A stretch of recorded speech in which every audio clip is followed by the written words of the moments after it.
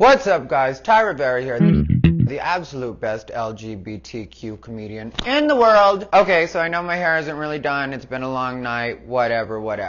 What I wanted to talk about today is a lot of times when people are trying to be insulting to me online or they don't agree with what I'm saying, they'll go the "are you trans? Are you supposed to be a guy or a girl? I don't know what's going on here" type of route.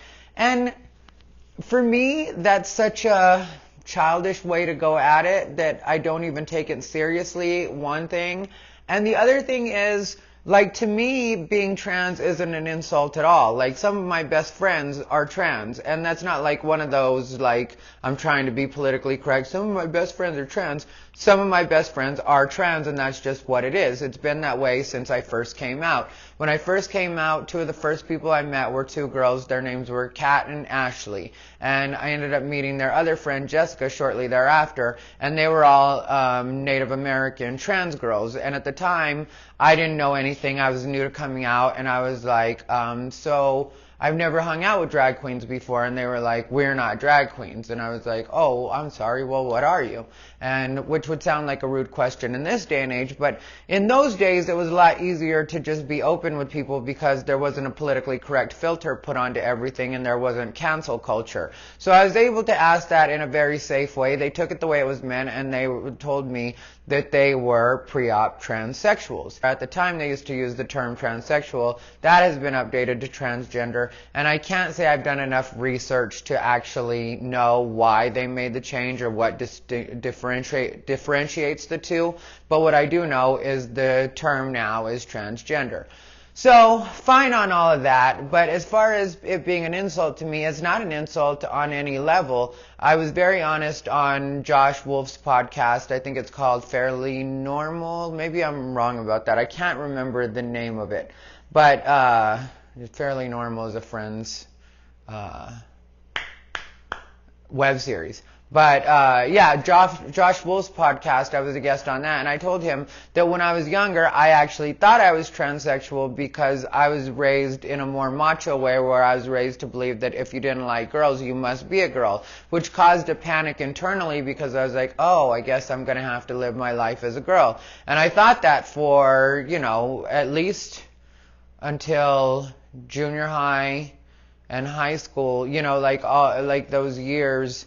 I ended up leaving high school shortly after starting it, but I ended up realizing that I could be male and still date other males and, continue to live like I was. And boy, was that a relief, because being a woman looks like a lot of work, especially now when I see like what all is involved with it as far as the hormones. Like, when I tell you I have friends that are actually transgender, have been living their whole lives as women now, or their entire adult lives, I have seen the struggle, and I have a lot of respect for my friends that are transgender. Now, that doesn't mean that if I get into it with some stranger that happens to be trans, I'm not going to read them, because I'm going to read them like they're anybody else. That's the other side effect of having had trans friends your entire life, is that you don't necessarily feel like I have to treat you with kid gloves. At a point, it's like, you're a part of the community, I'm a part of the community. If we're reading each other, we're reading each other. If we're staying respectful, then cool, we're staying respectful. But I'm not going to allow you to talk to me any way you want to because you happen to be trans and suddenly that's your soft spot. It's like, no, you're going for my soft spot, I'm going for yours, we're going to have at it. More recently, I've started to completely stay away from that because I realized a lot of these people are just really misguided and don't know where to direct their anger. So I've started accounting for that and not really engaging those people, just being like, okay, you need to mature a little more in your process before you deal with a person like me. Because a person like me isn't going to necessarily treat you like the person who's completely uneducated to what you are. I mean, like, at the end of the day, if you really want to push the you're a person, I'm a person, let's do that. But let's just both be people and go at this as people and not hide behind a shield all of a sudden. Just like I'm not going to all of a sudden be like, I'm a gay man and you shouldn't talk to me like that because society says. I don't care about any of that stuff when I'm dealing with people in my own community. I'm not doing it.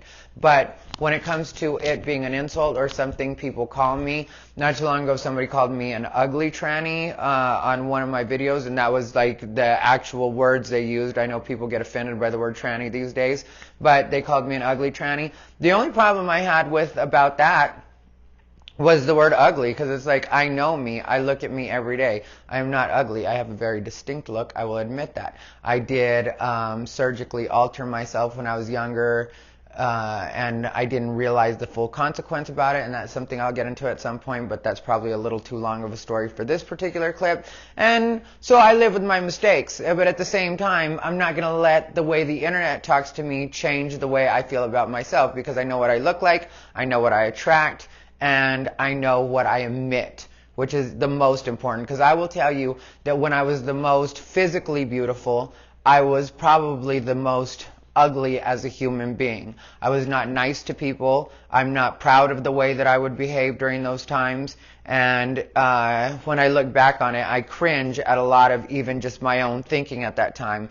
But I didn't know. And like a lot of people, when you're considered good looking by society and you've spent your life kind of being bullied or feeling like the outcast because you weren't necessarily like everybody else, you weren't normal, then sometimes you use your looks or the fact that people are attracted to you as kind of a weapon. You learn to weaponize it. And so I do look back on those days, and I'm somewhat disappointed in the way that I would behave during those times, but we live and we learn. And it's even a part of the reason that I think that maybe the silicone situation happened, was because I think I very much do believe in God, and I do believe in learning lessons, and I do believe in karma.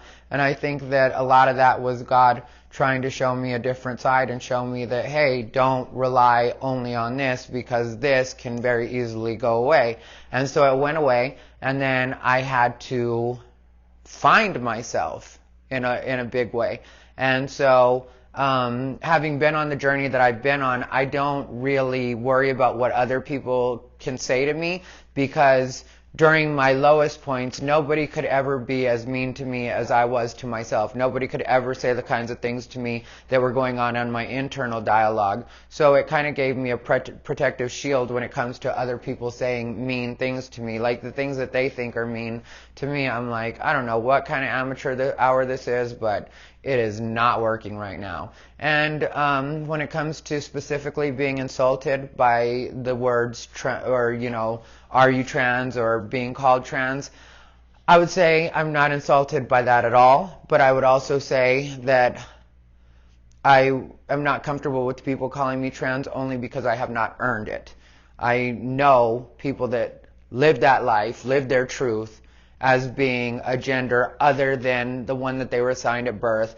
I would see the daily heat that they would go through. I would see the way society would treat them. I would see the discrimination that they would go through. And I would say that I have been very close to it, but I always had the safety net of walking away from it. I always had the safety net of it not being my reality, my truth, and what I was living day to day. So I would say that I'm not comfortable with people calling me trans because I haven't earned it.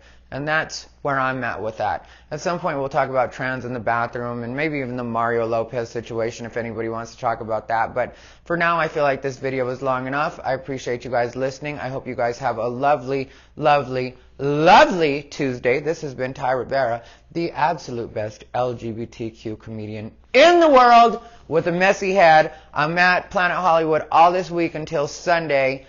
Performing with Edwin San Juan. If you guys have a chance, check it out. 9 o'clock show, Planet Hollywood.